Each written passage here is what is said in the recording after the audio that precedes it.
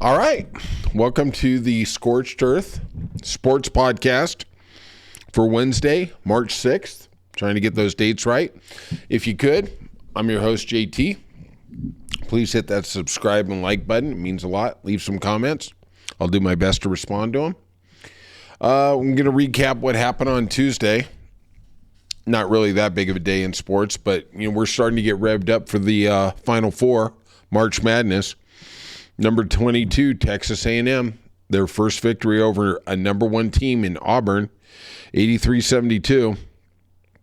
Auburn was going for an undefeated record for the season in the SEC. They were 9-0 entering the game. They lost. Broome didn't have a very good game, just 8 points off his average of 18. The more I look at Auburn, Bruce Pearl has a really good team. I don't think they get to the Final Four. There's just something about this team. If you're asking me out of the big 4 or 5, who's going to get there, I would say Duke, and I would say Houston. There's just something about Houston. This could be their year. This really could. You can get them a better 10-1. You might want to jump on it. I'm going to be going to Vegas next week, so I may jump on that. So, BYU, number 23, BYU, went on the road, won at number 10, Iowa State. Big win. I think BYU can definitely make the round of 16. It is just a solid team. They're underrated. They're 22-8, same record as Iowa State. They just have something. They're that team that just hangs around and finds a way to win at the end. I'm a real big fan of them. I really hope they have a good, especially losing your coach to Kentucky. They've really done a nice job. NBA, the biggest story is LeBron. First player to score 50,000 for a career. 41,837 in the regular season. 8,162 points in the playoffs. Obviously, we have a more expanded playoff now. Everything's, best of 7. But listen to these numbers.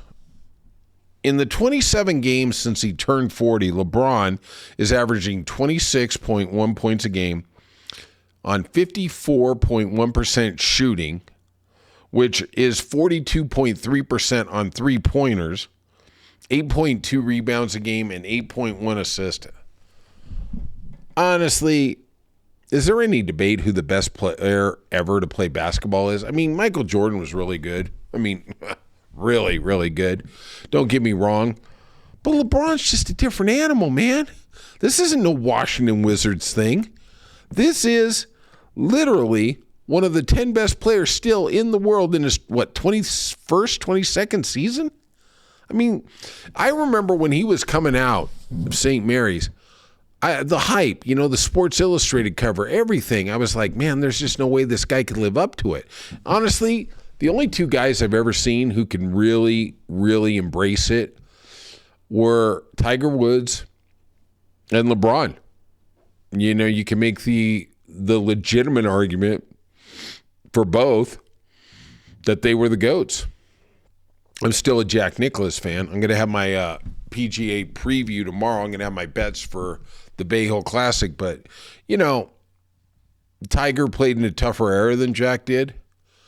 I don't really care what Jack says. I mean, you look at these tournaments now, and man, anybody could win in any week, and Tiger just throttled everybody, and LeBron's throttling everybody. I mean, it is just amazing to see what an incredible specimen this guy is. And basketball, it's not like Tom Brady playing at 45, man. These guys are running up and down the court, and they got young guys just humping it, man, just going at them every night.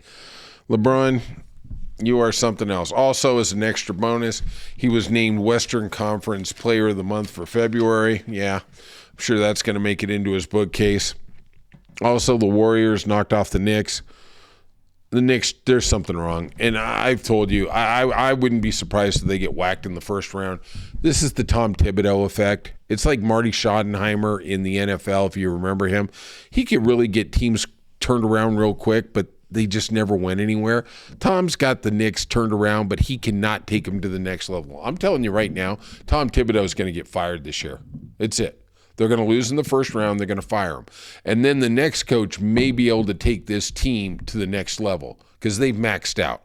They have maxed out with Tom Thibodeau. Sorry. All right, in the NFL, Eagles make Saquon Barkley the NFL's first $20 million a year running back. Totally deserved. Signed a 2-year, $41.2 million extension, $36 million guaranteed. Guy had the best year. He was actually the MVP. I don't really care if they give it to Josh Allen. I don't care if it was Lamar Jackson. He was the best player. How does Joe Shane keep his job up there in New York? I mean, it was on Hard Knocks. Oh, I don't think Saquon's worth it. Oh, I don't think he's going to go to Philadelphia. Oh, maybe Chicago's interested. Dude, how do you keep your job? You got 2 more years of this cat right down the road. The Jets cut Devontae Adams. I guess him and Aaron Rodgers, maybe they're a package deal going back to the Raiders. I don't know. The Jets also told receiver Alan Lazard that he can seek a trade. Seems like a lot of these guys are doing it. I really don't even understand how that works. The Rams told Matthew Stafford, yeah, you can go out there and see what it is. And then supposedly Vegas offered him a 2-year, $100 million deal, and he came back and signed for 1 year for 40 plus. Like, I don't know. I'm missing something. I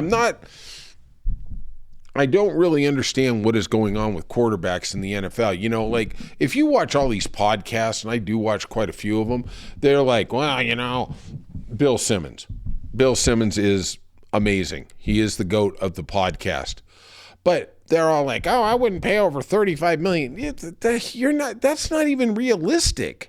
But, like I'll give you an example, Brock Purdy. Oh, I'd sign him, hey, I'll give him a 4-year deal, $80 million guaranteed and $140 million. No. Unless he gets a Lawrence Taylor type hit on Joe Theismann, that guy, he's stupid. The minimum starting salary for a quarterback is $50 million. That's just what it is. You don't want the leader of your team pissed off at you. And I think that's what the Rams have kind of done with Matthew Stafford. And honestly, Matthew Stafford, the thing we should learn there is he gave them a hometown discount after they won the Super Bowl in 2023. And you know what? They effed him.